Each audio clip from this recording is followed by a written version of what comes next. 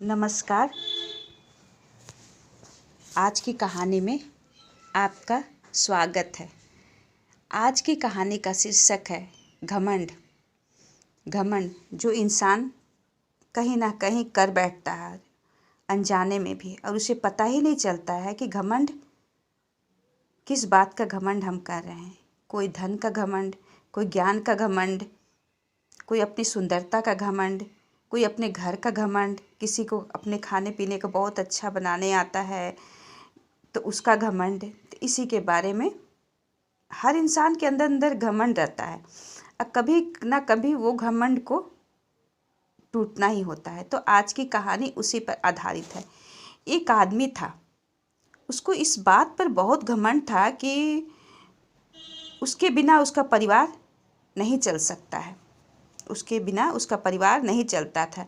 उसकी एक छोटी सी क्या थी, किराने की दुकान थी जिसमें वो राशन पानी रखता था। उससे जो भी कमाई होती थी उसी से परिवार का गुजारा चलता था, क्योंकि पूरे घर के में कमाने वाला वह अकेला ही था।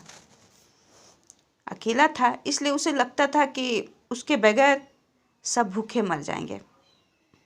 लेकिन उसको लगता था कि उसके बिना, मतलब बहुत से लोगों को ऐसा लगता है कि अगर ये काम नहीं करूँगा तो मेरे बिना ये काम कभी नहीं कंप्लीट होगा। ऐसा कोई बात नहीं है। हर आदमी को भगवान एक निमित्त बनाता है, वो उस जगह पे उसी सेवा के लिए आता है। लेकिन हम इंसान सब भूल जाते हैं कि हमारे बिना ये काम नहीं चल सकता। इसी पे कहानी थी। एक दिन ये क्या हुआ कि वो एक संत के पास देखे, संत आए हुए थे तो संत के पास गए। और संत जी तो काफ़ी भगवान से कंबाइंड थे। तो उन्होंने उस आदमी के ऊपर दृष्टि डाली तो घमंड उनको दिखा कि इसके अंदर घमंड है। और तो उन्होंने कह दिया घमंड है, झूठा घमंड है, फिजूल है। तो वो जो आदमी था वो बोला, हाँ घमंड तो है, नहीं है ये, लेकिन मेरे अंदर ये है कि मेरे परिवार मेरे बिना भूखा मर जाएगा। अगर हम काम नहीं करेंगे तो हमारे परिवार का गुजारा बिल्कुल नहीं हो सकता है। मैं ही सब करता हूँ, मेरी सीख से सभी कोई खाना खाते हैं, ये सब। तो उन संत जी ने कहा कि नहीं, ये सब प्रभु की लीला है। वो तो पत्थर के नीचे जो जीव जंतु भी छुपे रहते हैं, अक्सर आपने देखा होगा पानी के अंदर पत्थर के नीचे कहीं ना कहीं जीव जंतु जो छुपे रहते हैं उसको भी प्रभु खाना देते हैं, भोजन देते हैं।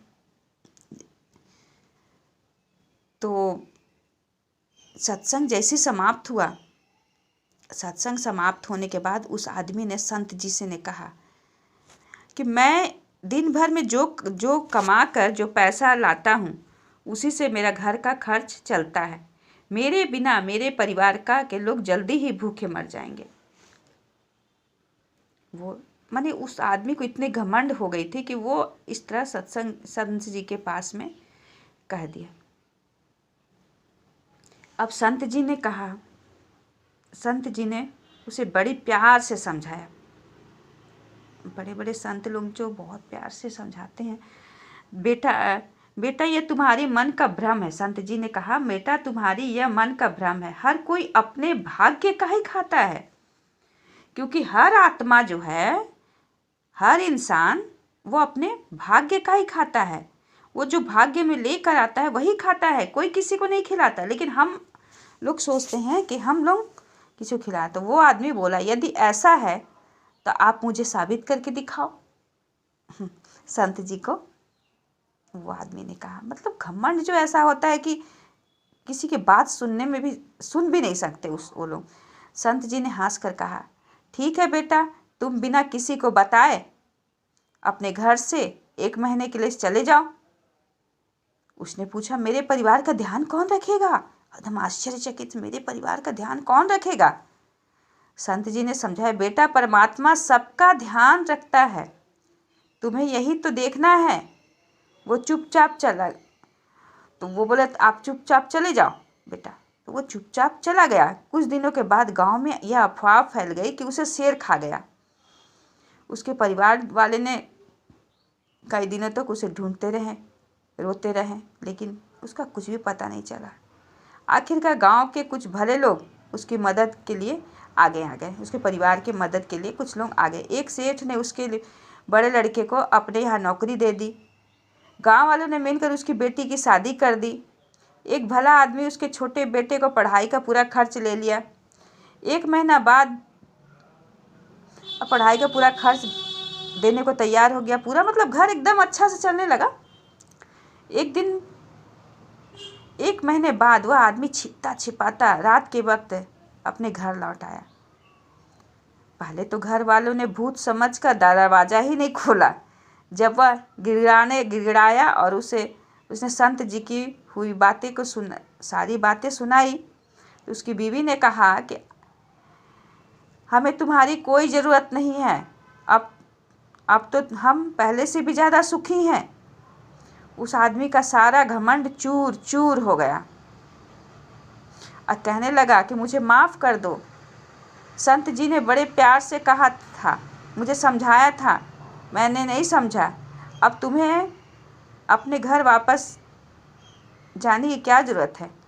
संत जी ने फिर समझाया उसे प्यार से कि अब तुम्हें अपने घर जाने की क्या ज़रूरत है, जब तुम्हारे घर वाले तुम्हारे सच्चाई जान गए, तुम्हारे अंदर इतने घमंड थी इसी बात से, तो क्या ज़रूरत है।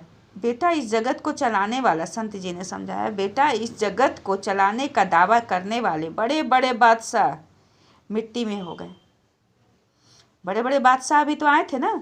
तो बाबा ने उसने कहा कि बड़े बड़े बादशाह भी मिट्टी में हो गए। दुनिया उनके बिना भी चलती रही। अपनी ताकत का और अपने पैसे का तो घमंड कभी नहीं करना चाहिए। अपने काम काज, अपने ज्ञान का घमंड फिजूल है। अब तुम्हें बाकी सारा जीवन मालिक की भक्ति में, लाचारों की सेवा में लगाकर उसे सफल करना चाहिए। संत जी ने उसे समझाया कि जब तुम्हारे घर वाले एक्सेप्ट नहीं कर रहे, तुम्हें नहीं मान रहे हैं, तो तुम ऐसा करो, उससे तुम्हारा जो हो ना और अच्छा भविष्य बनेगा। अब कर भी क्या सकते हो। तुमको तो पहले ही समझा रहे थे कि ऐसा कुछ नहीं होता है, लेकिन आप समझ नहीं रहे थे।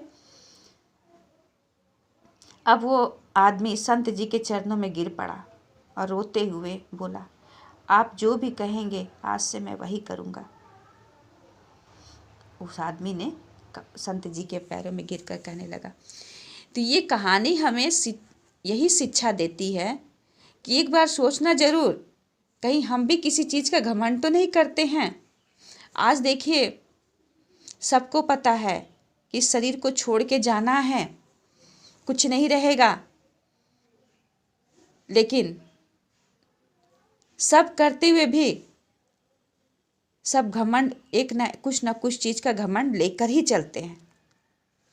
किसी को घमंड है कि हमारा घर बहुत सुंदर है, टाइल्स मार्बल्स के है, उसको हम दिन रात साफ करते हैं। हम नहीं रहेंगे तो कौन साफ करेगा। अगर काम वाली से हम साफ कराते तो हम नहीं कराएंगे तो कौन कराएगा। बहुत सारी चीज़, किसी को ज्ञान का घमंड है,